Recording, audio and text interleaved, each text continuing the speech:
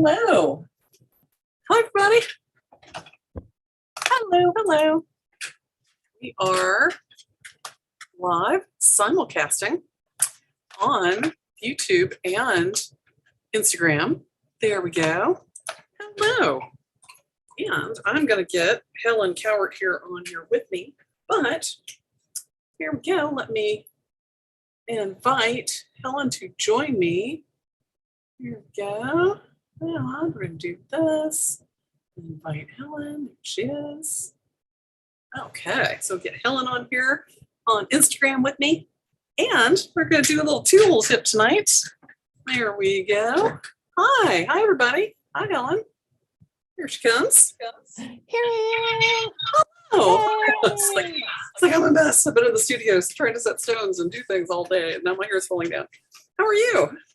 I'm good. How are you? Oh, you got a Simon dog. I do. I have a Simon dog with me. There he is. And so this is our first going live on YouTube and Instagram at the same time. So, hi. Officially, we had a test. This is the official first one. It's our first one. So we're very excited because we've been wanting to do both, and we just had to take some time to figure out how to do that.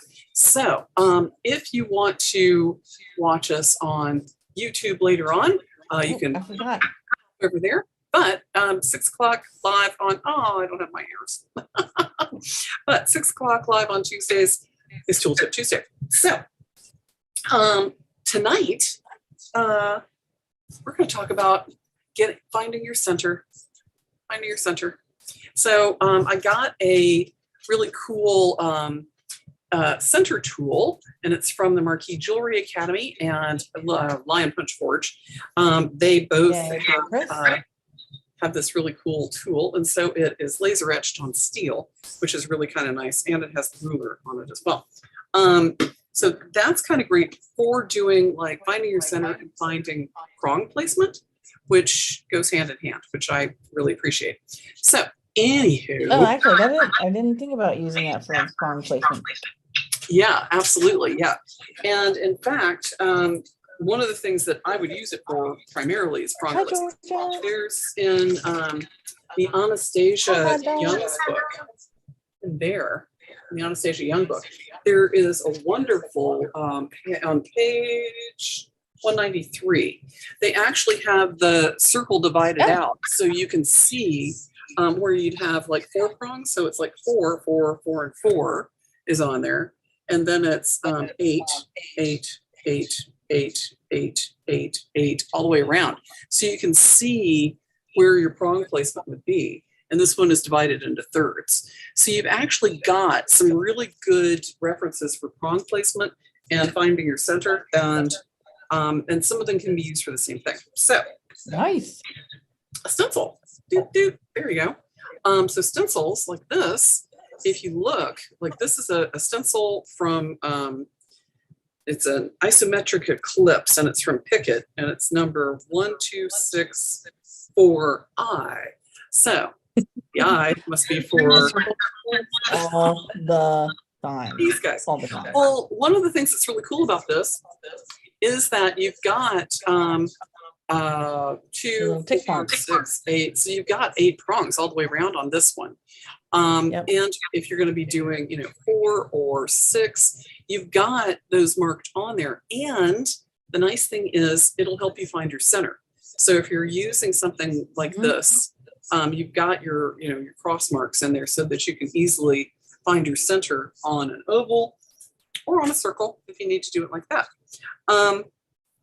So this one's kind of good because it is divided into quadrants that you can do either your prong placement or, help you find your center of your circle that way. There's also in the Tim McCrate text, there are the graphs like this that if you're looking, at a circle or square, this can be really helpful. So what you can do with this one is, so if you have your circle and you're placing it, if you know where your center is on here, if you've got like a X marks the spot center, you can use that to line up your circle on here and get your center on the circle by drawing lines and then marking it. But nice. Yeah, sometimes on a dome though, it's kind of hard, when you're trying to sort of find the center on kind of a rounded object, and that's Yeah. I use these on What circles is- too. Use these. Oh, it's your compass divider thing. Mhm. Yeah, yeah. So what I'll usually do, let me get myself a circle here. Let me make myself a circle. There's one. Thanks, good. Thanks to Chris at Line Punch Forge. Yeah, there you go. So if you're looking to find, something, find a circle, let's say you have to drill it for a bead or something, it makes it pretty easy to kind of go randomly, and find a center. But then you realize as you're drawing a circle that that's not quite right. So what I'll do is open my dividers to where I think the center, this is my bigger pair. This is a big circle to be demonstrating that. I'm all about dividers, people. These are great. So handy. Love these. So handy. Not just for circles, for parallel lines. They're great. Yep. Yep. How many pairs of dividers do you have?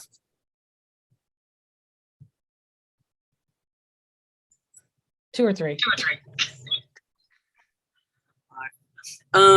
Okay, so what I'll do, if I'm using my dividers for this, is I will open it to what looks like it's pretty close to the center, like that.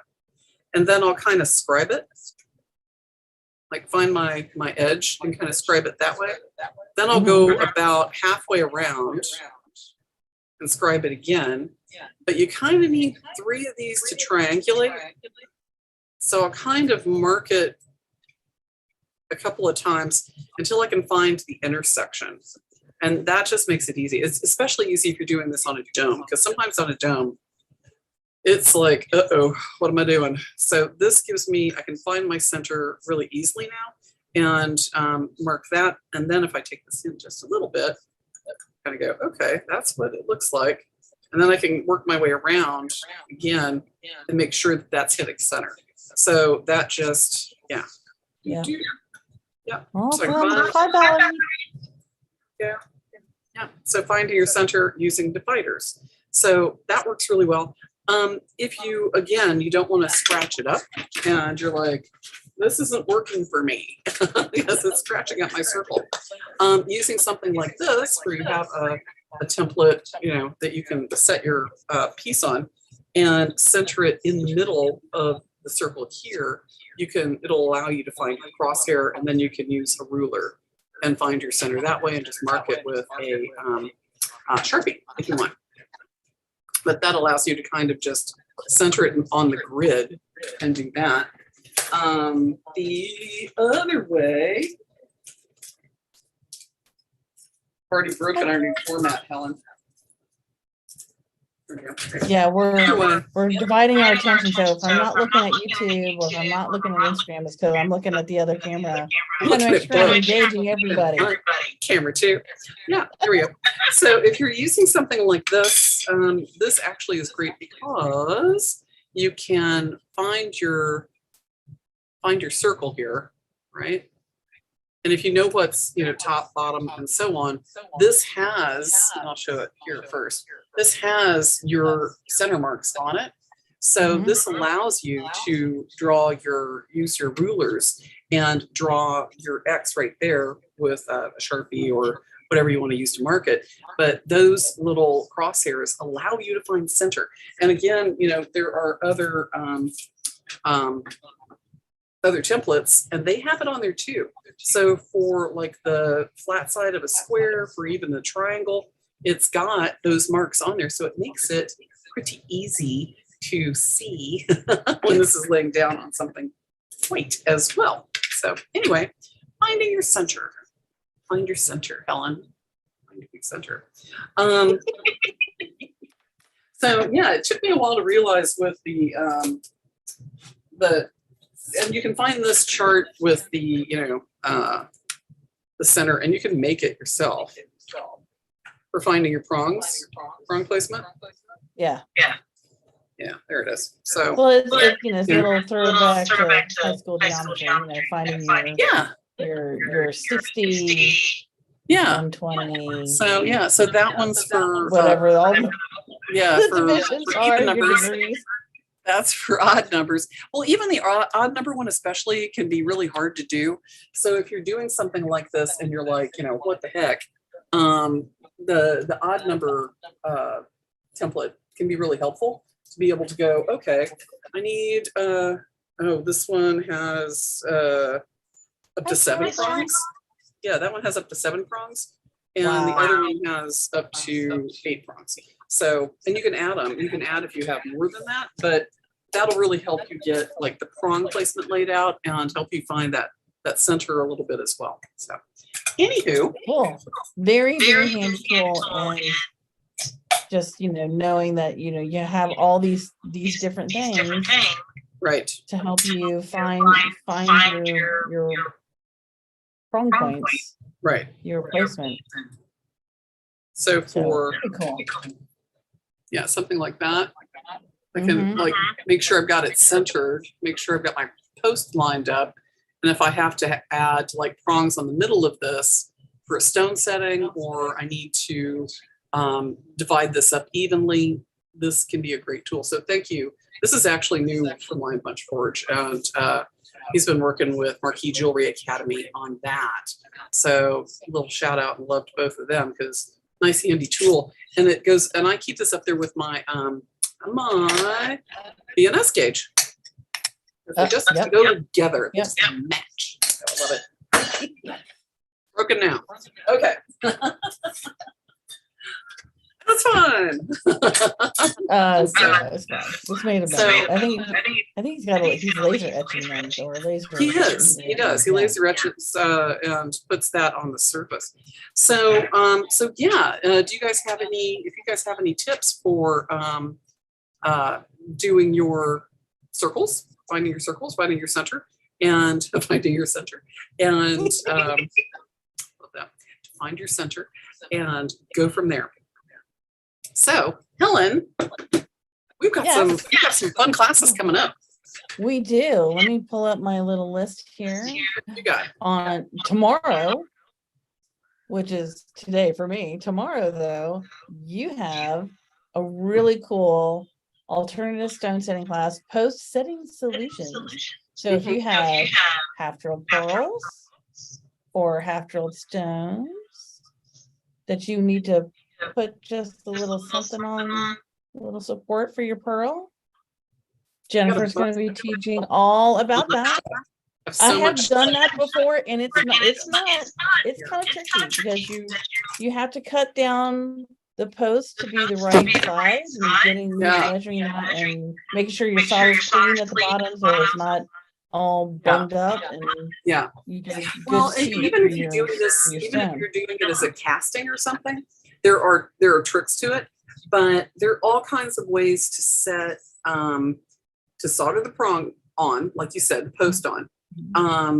Being careful about how you solder it, and there are some tricks to that as well. So you don't have a bunch of solder at the bottom and the thing can sit all the way down.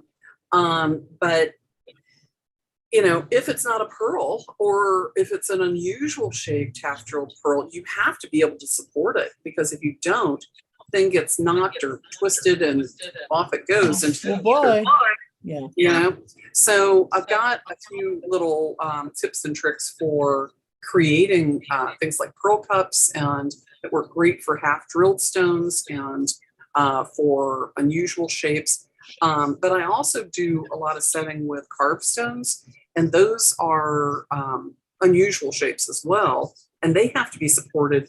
And a lot of times, like with the bone roses and things like that, the back is flat and it's not round either. Oh, right. So I have to find a way to support those without just like sticking a wire up the backside of it. So it's, I have to find a way to like keep it steady. And especially for things like the roses and the drilled stones, I have to find a way to keep them from spinning, because if they just have glue on them and they've got all those little frilly edges, chances are it's going to get like twisted or knocked off really easily. So, so there are, besides like half drilled round things, like especially pearls, which is kind of the number one thing that most people are setting, there's a lot of half drilled gemstones. There's a lot of half drilled carved stones, but you can also make them. I've done this with a lot of my beach glass. I'll do a half drilled post into beach glass. Yeah. So yeah, that's always fun. So yeah, but yes, that's what we're going to be doing tomorrow night. That'll be fun. What else is coming up? What else we got? Oh, you also have part 2 of your wax mold things. How to make all things moldy. That came out wrong. Yeah. So I've got on camera 2. There we go. On camera 1, it's over here. But yeah, so you covered silicone molds and rubber molds and right and all that kind of stuff. And now you're going to be doing the wax injection, I think, and something else. Right. Yeah, a wax injection, and we're going to be doing injection problem solving, and because a lot of times, especially if you're injecting your own waxes or if you've made your own molds and you're just like fail, or it's coming out crummy every time, or you're having to do a ton of cleanup and it has a bunch of air bubbles inside of it. And you're like, oh, where have I gone wrong? And especially if you're doing your own, it really is very hard to figure out on your own sometimes. So after doing a long time of this and working professionally with a professional business, a production caster, who makes brilliant molds from Rocks and Foundry, previously known as Outcast and Company. James Mashcherry cuts brilliant molds and taught me a lot of stuff. I'd been doing molds for a long time before that, but he taught me so much about how to modify the molds for best performance, what to do and not to do if your waxes are sticking, if the waxes are too hot or too cold, how to get it consistent, how not to do, have to do too much cleanup, how to hold the thing properly, and which waxes work best for what injections. So there's a lot to know about the wax injection part of that. So that's what we're going to be doing on Saturday. All right, and then after that, Julia, I think is it you? The jewelry forming blocks and mandrels. Oh yeah, no, I'm doing the jewelry forming blocks. Yours. And mandrels, that's me. Yeah. So I've got so a lot of times people don't know what to do with swage blocks and the thing that's Dapping different blocks shapes and dapping punches and how do you get it to be round? How do you make tubes? Why are they these shapes? I've seen the dapping punch, but I don't know what this other thing does, and it has triangles and grooves and rectangles and what does it all mean? So I've got that I'm going to be going over, and some of the hollow forming and mandrels and things comes in a set, the one that I have, which is really great, and that's on our materials list. And it's a really good set for doing everything, for doing hollow beads and stuff. So if you are really wanting to investigate a little bit of forming, doing some boxes, doing some tubing, some containers, some beads, that kind of thing, and you're trying to sort of figure that all out, the forming thing demystified really helps a lot. Forming blocks demystified. Yeah. What else we got? And then Julia definitely has make your mark punches. So she's showing you how to make your own stamps, which is really cool. I've done it, and although mine was really, really simple, but it's so unintimidating once you get into there, and then you're just like, oh my god, all the things that I could make. Right. Well, it is suddenly when you realize too that it's I can take this old broken thing and make a stamp out of it to do what I want it to do and customize it. And sometimes they are different steels. They have to be hardened. They have to be softened so you can carve them. But yeah, you can do all of your own carving. I had no idea that you could actually carve steel when it's basically been softened. It was like, yeah. So that was really cool. You can use all kinds of burrs to do that, files to do that. Yeah, once the steel's soft, it's mild steel. It's easy to carve into. Yeah. So she's going to be doing that. I really enjoyed that one. Yeah, and then we have quite empowering to be able to create your own stamps. So yeah. Then we have a new thing that we're going to be doing that we're real excited about. Yeah. We're going to be doing open studio access. So you can talk to us and hang out with us and get time. Basically, hopefully we'll have enough people in sessions that there's going to be a lot of sharing. This is our plan. This is our goal. We want you to come and hang out with us, talk about your projects. What problems are you facing? Do you just need a sounding board? I'm working on this and I'm not quite getting my head around it. Yeah. What do you think? And so, to get us together and have that community going and sharing. And so it's up on the website now. So you basically can buy a month of studio access. So it's open studio access, and we have 20 hours a month now that you can come in Monday, Wednesdays, or Fridays, and we have it set up for all different time zones. And so it's going to be like 2-hour blocks. So if you want to come in for 20 hours a month and do that, or if you want to come in for a few hours every week and you're working on a project, or you took a class and you need some follow-up, or you've got some ideas you want to bounce off us, or you just want to have an accountability buddy to get into the studio and be able to sort of chat and have some coffee and say hi. We're going to be here set up in our studios and doing our thing. So you can ask questions, and it's kind of an ask me anything for you guys. So we had talked about this a little bit in terms of what a lot of our students have wanted, and we've had so many people that have wanted like office hours or some one-on-one mentoring, or something that they could get a little time with us so that they could just get in and ask us questions and do that. And all of us have great information. We all have jewelry, experience and can share that. And some of us have different specialties, but we, and we can refer you to the other one that has, specialties if we need to. But, if you pop in and you're like, I've never taken a class with you guys, but I have some questions. Can you help me? Yeah. You don't have to be signed up for a class for it. You can, pop in and do that.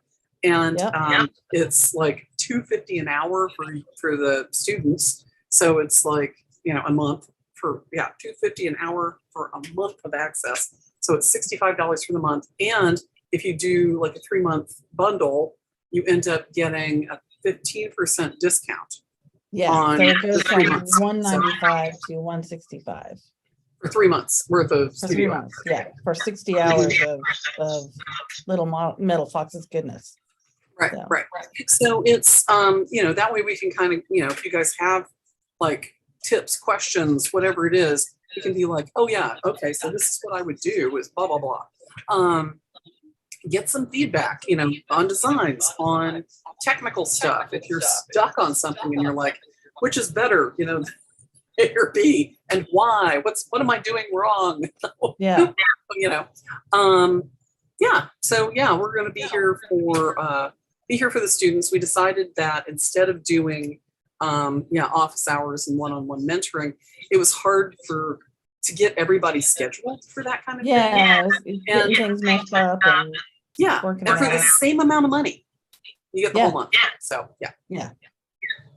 And I just want to do a little shout out to Valerie on YouTube. She has taken the stamps class, and she was definitely glad that she took that class. So thank you, Valerie. Yeah. Hey, Valerie. We've got hello, T. Kiplinger. How are you? Oh, okay. I'm gonna a little fangirl right here. Miss Kiplinger, however you say your last name, because now I'm like, well, I love your work. Oh my God. Helen is a huge fan. She's gonna go all fangirl. Here she goes.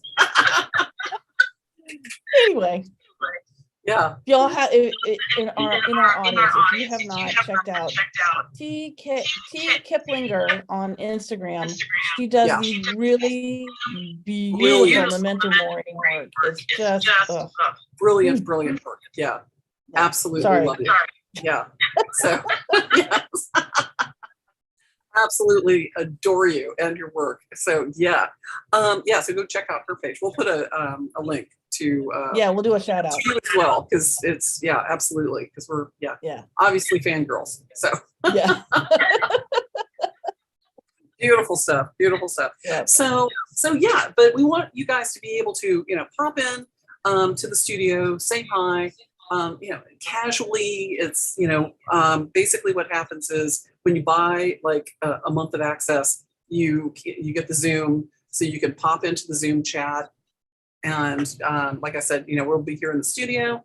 And yeah, we might, we're not planning on doing any demos necessarily, but we're going to be working and answering questions and basically being studio monitors to help you out. So that's our plan.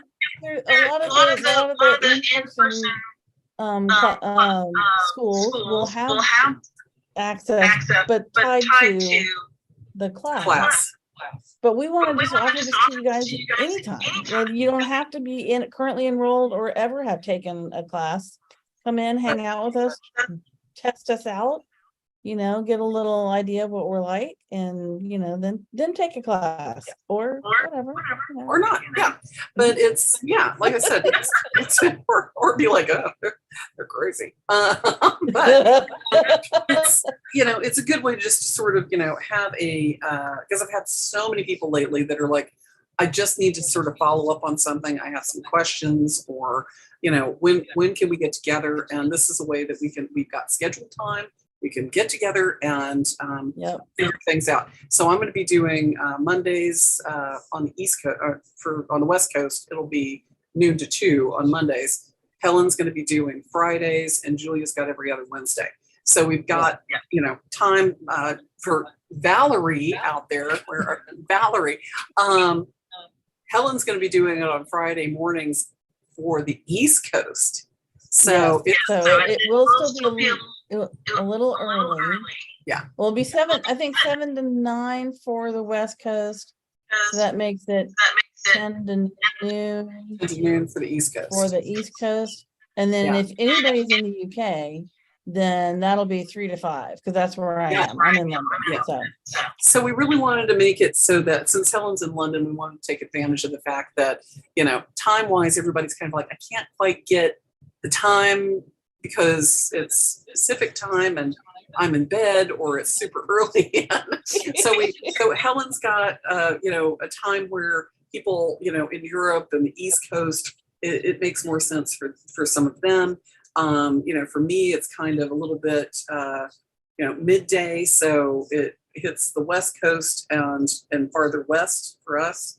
And then Julia's is going to be morning on Wednesdays for us, which makes it like afternoon for the East Coast and evening farther west. So from Seattle. So we tried to sort of, because we have so many global students. We love you. Exactly. Yeah. So if you have any questions about that, make sure you drop us a line and say hi. What else do we need to say about finding your center? Anybody else have any tips on finding centers? I don't know, but if you guys want to, comment about, what you do to find your center, either with Julie or personally in your practice, we will happily discuss that with you. Yeah. We do have, some stuff come up in July, so go to the website, littlemetalfoxes.com, and check out the other stuff. And we're working on a website redesign. So Yep. Oh, and if you haven't checked out Jeff DeBoer, his work, you guys, is off the hook. He's killing it because he's making armor for mice and cats that is just so amazing. Oh my God, it's so beautiful. Yeah, it's so amazing. He National Geographic just did like a interview with him that you can find on YouTube, here on YouTube, and it works out just beautifully for them. But we did an interview of a tour of his new studio, and that's on YouTube if you want to pop that in and take a look.